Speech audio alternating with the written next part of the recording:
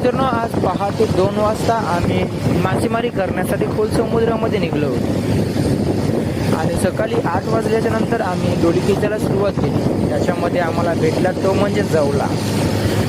आणि जवला पकडल्याच्या नंतर आम्ही बोट घरी सोडली आणि सर्व जवला होता तो वाटप करण्यासाठी सुरुवात केली. एक याला 2-2 टोपल्या जवला आला होता आणि प्रत्येकाची वेगवेगळी टोपली असतात. त्याच्यामुळे सर्व जवला त्याच्या टोपल्यामध्ये आम्ही वाटप करण्यासाठी सुरुवात केली. शिमोन जवला वाटप करण्याचे काम करत होता आणि जवला टोपलीमध्ये भरून झाल्याच्या नंतर मयांक ती टोपली बोटीच्या नालीवरती म्हणजे पुढे घेऊन धुण्यासाठी नेत होता.